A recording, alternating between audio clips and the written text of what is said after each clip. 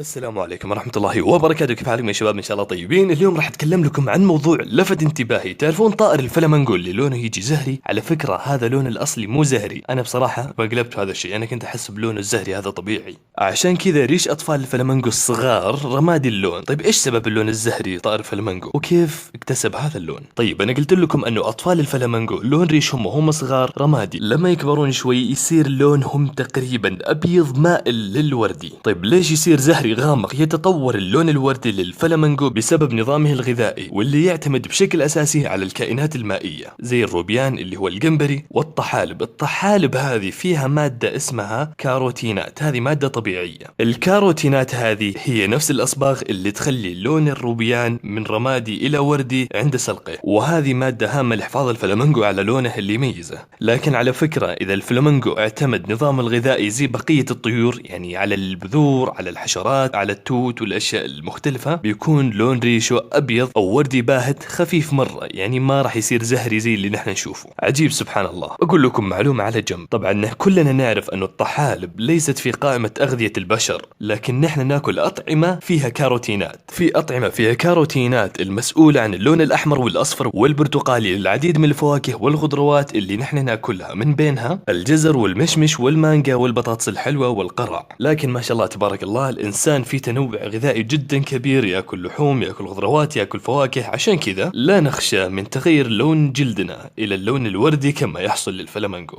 وهنا كان نهاية المقطع. اتمنى انكم استفدتم واستمتعتم في هذا المقطع القصير. ان شاء الله ما كنت ثقيل عليكم. اتمنى انك تضغط زر اللايك الحين وتشترك في القناة اذا ما انت مشترك، وزي ما اقول في الاخير صلوا يا طيبين على صادق الامين. اللهم صل وسلم على نبينا محمد، والسلام عليكم ورحمة الله وبركاته.